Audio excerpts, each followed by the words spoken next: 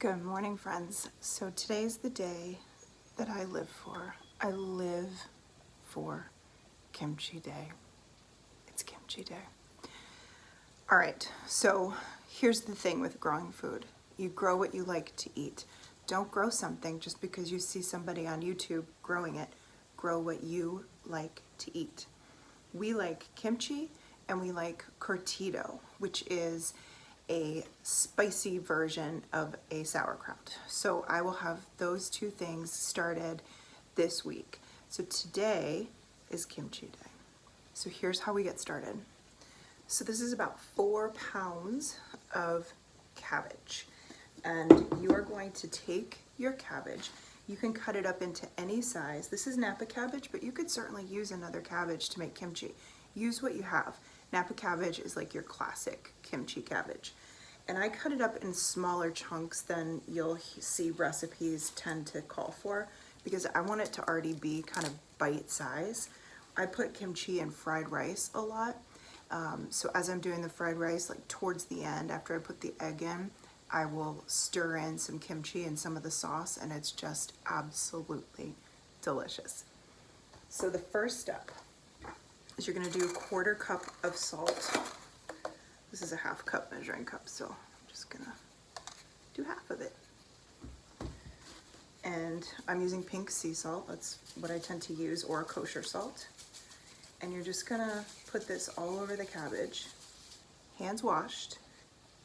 And then you just come in here, and you'll do this a couple times because it's gonna take a while to kind of work its way down there because it's a lot of cabbage.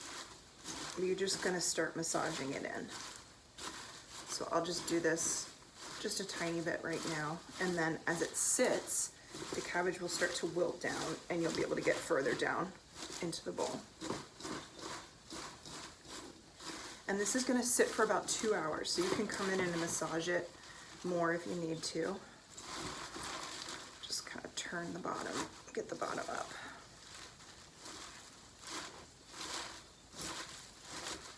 So first step, you want about 2 hours with the cabbage and the salt. Now I could stand here and just keep working this also. You don't have to come back. You can keep going. You can get this down and wilty just by massaging it. I tend to do other things at the same time, so I let this sit and then I come back to it. So there's the beginning of kimchi day. The other thing I have going on is a hash for breakfast, and this hash is using a combination of ground beef and ground pork that we had last night for dinner with tacos, some sweet potatoes, and zucchini from the garden. And since the meat is already seasoned, it just instantly turns into this beautiful hash. And then you put a couple fried eggs on top, and it's delicious. And then you can gather all your other supplies while you're waiting. So I cut up this daikon radish a couple weeks ago. This is the radish I harvested in the autumn, and it's still completely fine. I kept it in the fridge. It's ready to be used though. So I've probably got about 2 cups of that. And then I'm gonna cut up 2 carrots in thin little slices, similar to the radish. I've got my garlic that I grew. Look how big that is. Isn't that beautiful? And then you're gonna do some ginger, which I actually still have to go to the store to get because I forgot ginger. Green onions, which I'm gonna go to the garden for. The gochujaro, which is the Korean red pepper flake. And then what else do I need? Some water. I think that's it. Oh, and a little sugar. So the paste is basically going to be the gochujaro, the red pepper flakes, the garlic, the ginger, some sugar, and some water. And that's going to make the paste that you're going to rub all over the cabbage, daikon, carrot, and green onion. So it's really easy. And then you're going to ferment it, which we will talk about.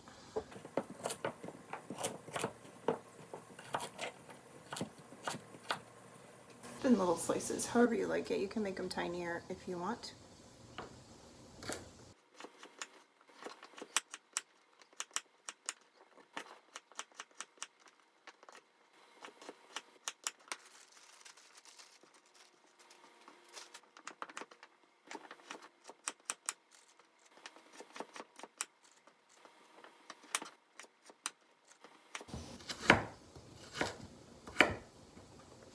So just giving it another massage, you can already see how much it's shrunk down.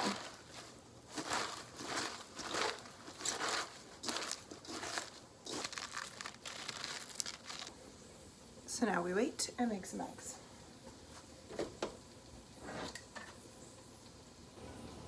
Look at these gorgeous eggs. Aren't these beautiful?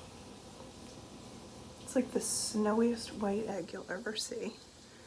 And this deep chocolatey brown egg. This one comes from Owl. Our bird is named Owl. And the white one I think is from our Spitzhauben chicken. They're so pretty. Want to see a green one?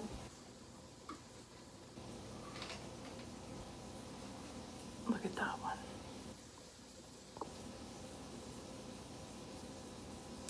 It might be hard to see the green on video. So this bird owl sometimes lays fairy eggs, which are eggs that are about this big. And she does not have a very hard shell on her eggs. Sometimes they come out even without a shell. So when we get her eggs, we tend to eat those really fast because the shell is so soft. Sorry about my dirty fingers. I was out weeding this morning.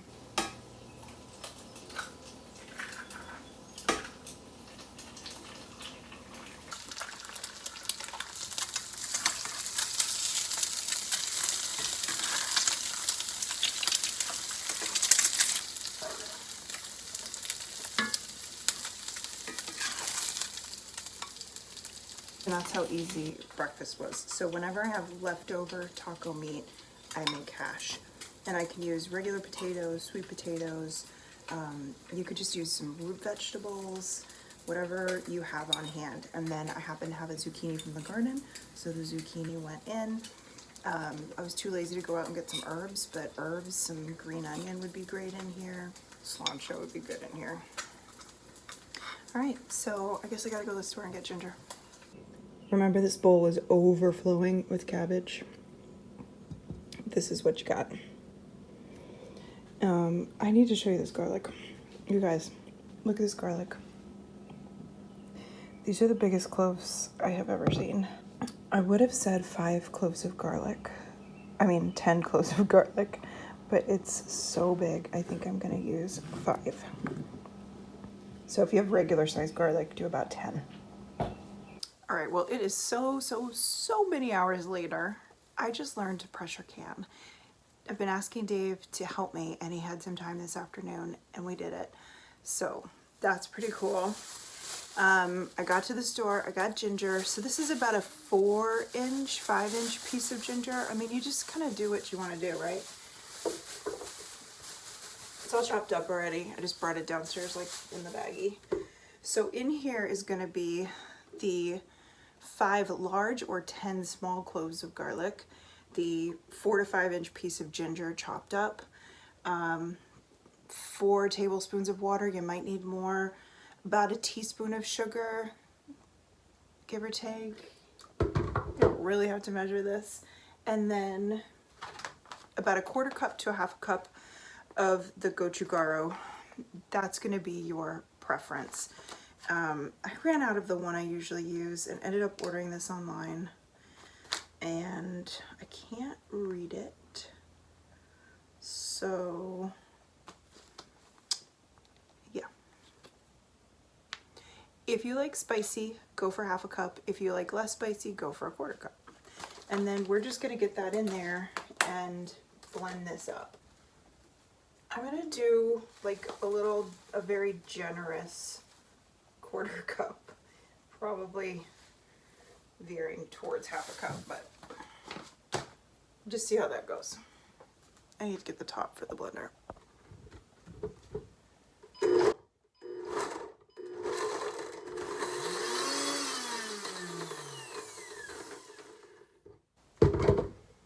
If you have a food processor, you probably won't need to add as much water, but for me to get this going, I need the water.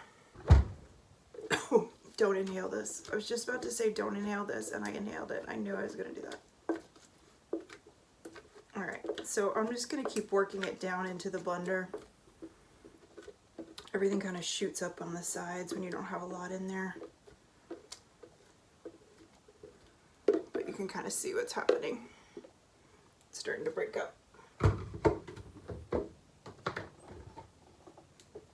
Okay, so this is more what we're going for. I've still got some chunks in there, so I'll do it again. But you can see, don't breathe it in. Don't make a video and hold this under your head. Yeah, don't breathe it in. Okay, we're getting close. Now we're at the sink, and we're here because we are rinsing the cabbage. So you basically are rinsing, now you're rinsing the salt off.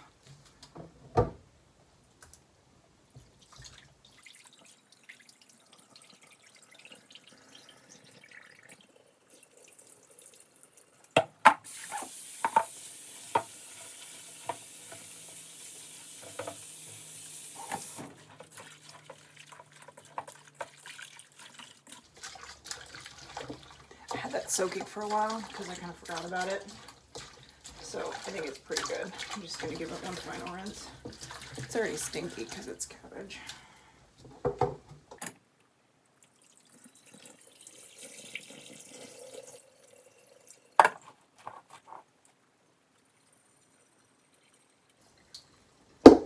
And then I'm just going to push it down a little bit, like press it down, and just see if I can get that last little bit of water out.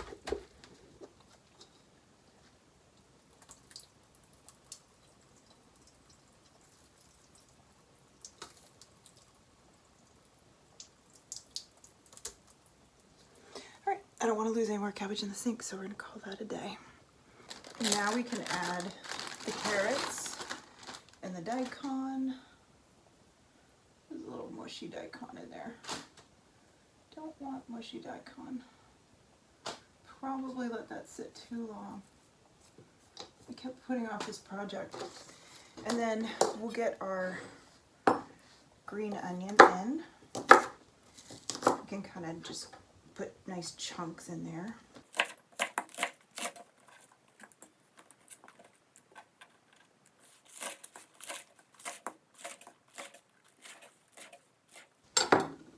These green onions just came out of the garden and like popped right out of the dirt just a few minutes ago. Much fresher than my daikon radish and my cabbage. It's been waiting around for a while. So basically this is what you get. And then you're going to add your paste. Now just keep in mind here that this is very strong. If you use your hands to work this into the cabbage mixture, then I would wear gloves. I would not be touching this personally. This is strong. It does mellow out, you know, you can breathe in the kimchi bottle, but you can't breathe this in right now. So once it ferments, it definitely mellows out. So then you just are going to work this paste into the cabbage mixture.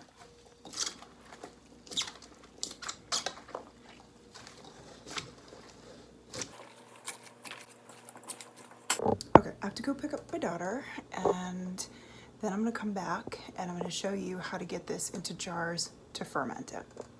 Super fun, super easy.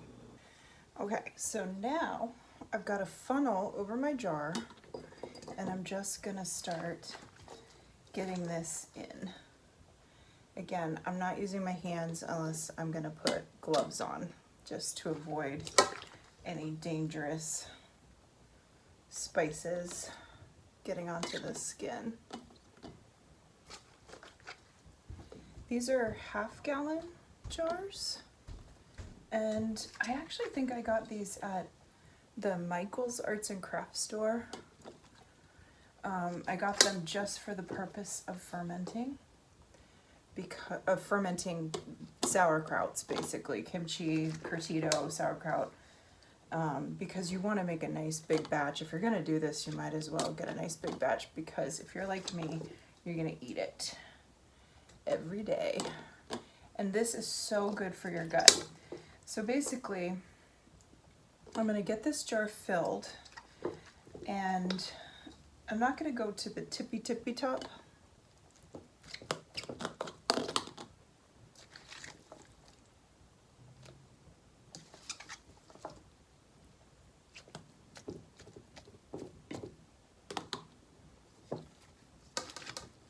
I am pressing this down as I go. When I add my fermenting, what's that thing called? The fermenting spring. When I add the fermenting spring, it will also be pushing this down.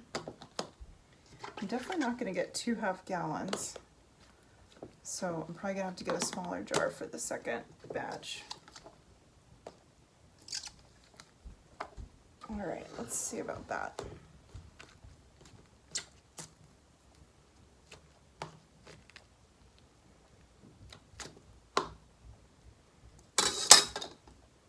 Okay. So then this part is really simple. You take your spring with this part down and you just stick it on top.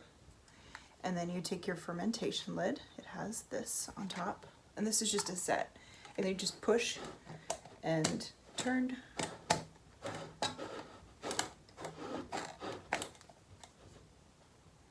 And that's it.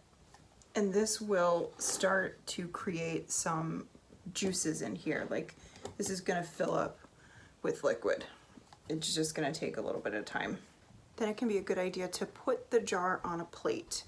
And you're gonna put that somewhere cool and dark. I usually put it in the corners of my kitchen where it's nice and dark, away from the stove, and you're gonna let it sit. Now, if you don't have the spring and you don't have like any special fermentation stuff, you can take a small mason jar that will fit inside of it, and you can use that to push it down, and then you just cover it with a cloth and put a rubber band around it to keep the bugs out. Okay, how long will this take? A good 2 weeks. I'll probably go longer. I like it to get pretty sour. The longer you go, the more fermenty it's gonna be.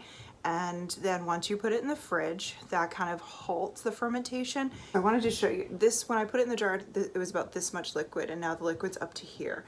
So I'm probably gonna be able to put a little bit more in there, but I'm just gonna let it sit, and eventually the liquid will probably be all the way up to the top. Now, the idea is that the spring will hold the vegetables down under this liquid, which basically is the brine, which is fermenting the vegetables. So I'm just gonna wait a little bit and then kind of assess the situation and just make sure that the liquid gets up to this point. The things that I'm waiting for: the liquid. I wanna make sure that this is covered in liquid, and I wanna make sure that I have sat this on a plate because it could bubble up and spill over, and it's just easier to clean it up if it's on a plate. And then I'm going to put masking tape on it and write the date that I started this. That way I know when 2 weeks comes, etc. Now, as time goes on, so you can kind of see the spring is just very short in here. And as time goes on, the spring will get longer and longer and longer because the vegetables are gonna press down even further. And then it just does its thing. It's just a magical, beautiful process. Fermenting kimchi. Best I've ever had. I'm gonna go get the rest of this probably in a quart jar and then get cleaned up. I hope you try this recipe. I hope you enjoy it. And this is just one of those like transforming foods that you make, healing for your gut, delicious for your palate, and I think you will just start craving this as much as I do. Thanks for being here. Appreciate you. Bye.